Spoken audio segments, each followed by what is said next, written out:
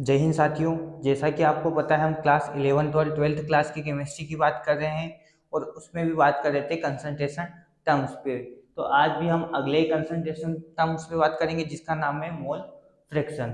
तो सबसे पहले तो समझेंगे कि मोल फ्रैक्शन होता क्या है, फिर इसके लिए एक फॉर्मूले का डिराइव करेंगे, उसके बाद कुछ क्वेश्चन लगाएंगे इसके बाद। तो मोल फ्रैक्शन क्या होता है? मोल फ्रैक्शन होता है मोल रेशो। मोल फ्रैक्शन होता है मोल मोल मोल रेशियो। क्या होता है? Mole ratio. One component one component of solution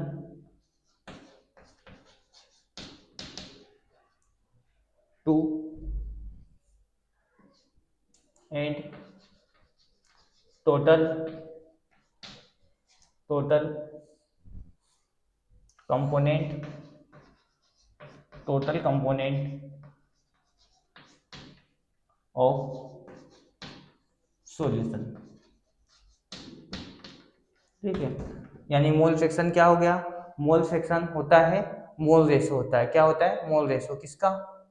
one component of solution and total component of solution. यानी कि कोई सा भी आपको सॉल्यूशन दिया गया है, कोई सा भी आपको सॉल्यूशन दिया गया है, उसके एक कंपोनेंट और टोटल कंपोनेंट का क्या होता है? मोल रेशो होता है। जैसे कि इसको कैलकुलेट करने के लिए सिंबल यूज किया जाता है एक्स। और मान लो यदि हमको ए का यदि मोल फ्रैक्शन निकालना है तो ए का मोल रख देंगे एन ए अपॉन में n A plus n B. ऐसे ही मान लो एक्स बी का निकालना है तो क्या करेंगे? N B n A plus n B. तो मेनली इसमें दो तरीके के फॉर्मूले काम में आते हैं, ये वाले।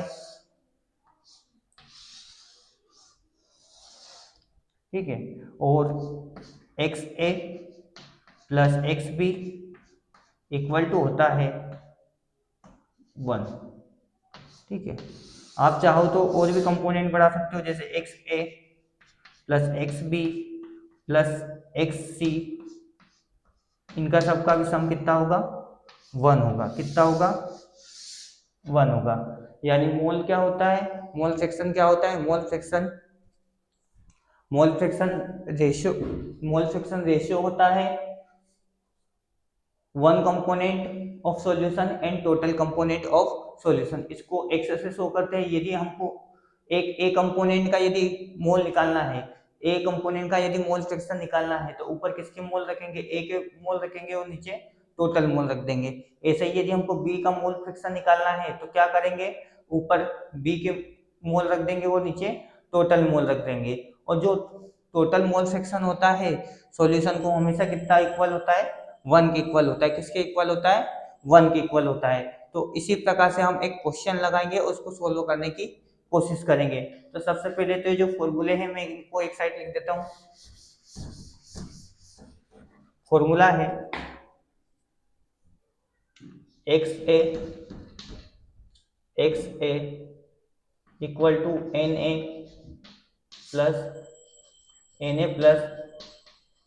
एन बी, पहला फॉर्मूला। और दूसरा फॉर्मूला है x B equal to n B n A plus n B. ये हमारे पास क्या हो गया? फॉर्मूला हो गया। अब जैसे कि मैं क्वेश्चन लिख रहा हूँ, 40 ग्राम NaOH dissolve in 90 gram H2O।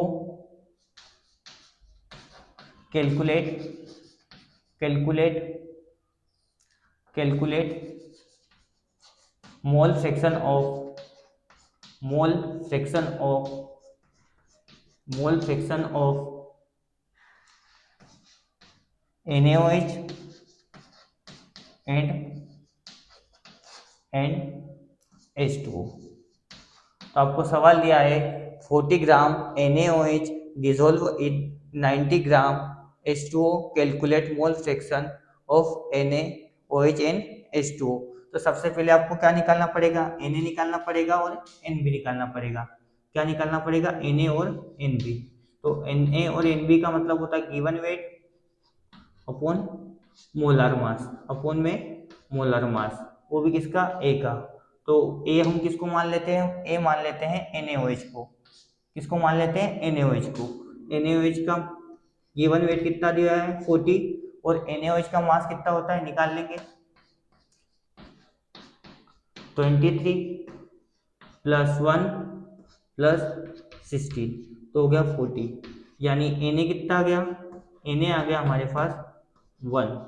Na कितना आ गया 1। ऐसे ही Nb निकाल लेंगे। Nb किसके लिए मान रहे हैं, Nb हम मान रहे हैं H2O के लिए। तो H2O का गिवन वेट कितना है 90 अपॉन में इसका मोलर मास कितना होता है 18। और जब 18 से 19 को डिवाइड करेंगे तो कितना आ जाएगा 5। कितना आ जाएगा 5 मोल। ठीक है, यानी Na और Nb की वैल्यू हमारे पास क्या हो चुकी है, आ चुकी है। Na की वैल्यू कितनी है 5 और Nb की वैल्यू में यहाँ नीचे लिख देता हूँ, Nb की वैल्यू है 5 मोल। ठीक है, तो हमारे पास वैल्यू आ चुकी है। अब ऐसे ही मोल फ्रैक्शन निकाल लेंगे यहाँ से।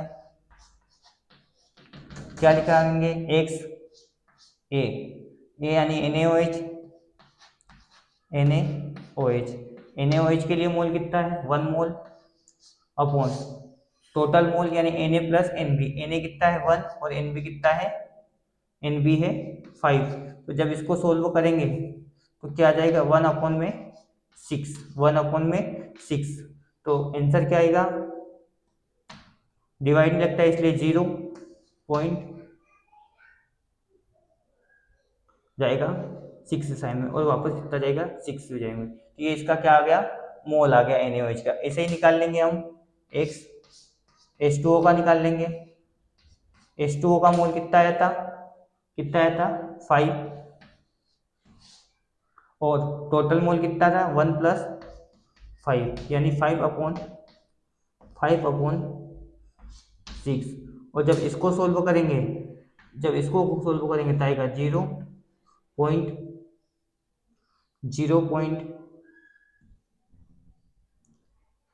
यहाँ पे आएगा 0.16 आएगा, क्योंकि जब 6 टेबल में डिवाइड करेंगे तो पहली बार में तो क्या आ जाएगा 1 आ जाएगा, पहली बार में क्या आ जाएगा 1 आ जाएगा, जैसे कैसे डिवाइड कर सकते हैं 1। ठीक है, डिवाइड नहीं लगता है इसलिए डेसिमल 0, यहाँ जाएगा 10, कितने टाइम में जाएगा 1 टाइम में, तो आएगा कितना 6, बचेगा कितना 4। तो एक और 0 लगा देंगे तो कितने टाइम में जाएगा फिर 6 में आएगा, यानी 1 पॉइंट क्या आ जाएगा 6 आ जाएगा। ऐसे ही यहाँ डिवाइड नहीं लगता है इसलिए डेसिमल लगा दिया, फिर 50 में कितने टाइम में जाएगा 8 टाइम में जाएगा, बचेगा कितना 2। तो और 0 लगा देंगे तो कितने टाइम में चल जाएगा 2 टाइम में चल जाएगा। कितने टाइम में चल जाएगा 2 टाइम में चल जाएगा। तो ये इसका क्या आ जाएगा, मोल आ जाएगा। ये क्या आ जाएगा, इसका मोल सेक्शन आ गया। यानी NaOH का मोल सेक्शन कितना आ गया 0.16 और H2O का मोल सेक्शन कितना आ गया 0.82। और दोनों को जैसे ही मिला देंगे कितना आ जाएगा 1 आ जाएगा। देखो जैसे ही यहाँ पे इसको सिग्निफिकेंट नंबर में कैलकुलेट करेंगे कितना आ जाएगा 0.2 और 0.8 कितना आ जाएगा 1 आ जाएगा। कितना आ जाएगा 1 आ जाएगा। तो इस प्रकार के सवालों को करने के लिए सबसे पहले तो आपको मोल निकालना पड़ेंगे, जिसको भी आपको कैलकुलेट करना है, और उसके बाद मोल फ्रैक्शन निकाल देंगे। जिसका जैसे NaOH का निकालना है तो NaOH का मोल ऊपर रख लेंगे, नीचे टोटल मोल रख देंगे। यदि H2O का निकालना है तो H2O का जो है मोल ऊपर रखेंगे और नीचे टोटल मोल रख देंगे। इसी टाइप से 1-2 सवाल और करेंगे और फिर आगे बात करेंगे। जैसे आपको दे दिया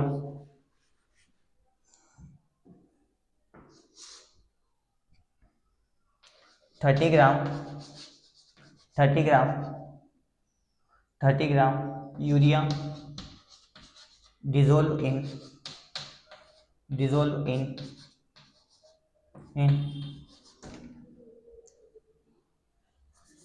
in 20 gram 20 gram NaOH calculate mole fraction mole fraction mole fraction of mole fraction of urea. तो सबसे पहले वही निकालेंगे Na और Nv की वैल्यू। Na हम किसको मान लेते हैं? Na हम मान लेते हैं यूरिया को। किसको मान लेते हैं? यूरिया को। किसको मान लेते हैं? यूरिया को। यूरिया का वेट कितना दिया हुआ है? 30। कितना दिया हुआ है? 30। और इसका मास कितना होता है यूरिया का? निकाल लेंगे। फॉर्मूला होता है NH2CO NH2। तो कितना आएगा? 16 और 12 प्लस 16 और प्लस 16, यानी टोटल मिलाकर कितना आ जाएगा? 16। कितना आ जाएगा? 16U। तो जैसे इसको डिवाइड करेंगे, जैसे इसको क्या करेंगे? डिवाइड करेंगे तो कितना आ जाएगा? 1.2, यानी टोटल मिला के आ जाएगा 0.5 मोल। इसी प्रकार से किसका निकाल लेंगे? इसी प्रकार से NaOH का निकाल लेंगे। तो निकाल लेते हैं N के लिए NaOH का। NaOH का कितना दिया हुआ वेट? वेट दिया हुआ है 20 और मास होता है 40, यानी इसका भी कितना आ जाएगा? इसका भी आ जाएगा 0.5 मोल। तो वही रख देंगे यहाँ पे। जैसे पहले हमको किसका कैलकुलेट करना है? यूरिया का कैलकुलेट करना है, तो लिखेंगे सोल्व मोल फ्रैक्शन किसका निकालना है? यूरिया का। फिर ऊपर किसका, जिसका निकालना रहते हैं उसी का लिखते हैं। कितना है? 0.5 मोल। और नीचे टोटल मोल। टोटल मोल कितना है? 0.5 प्लस 0.5, यानी कि 0.5 अपॉन में 1.0। जब इसको डेसिमल से डेसिमल यहाँ से कट जाएगा, आएगा 0.5 इसका मोल फ्रैक्शन आ जाएगा।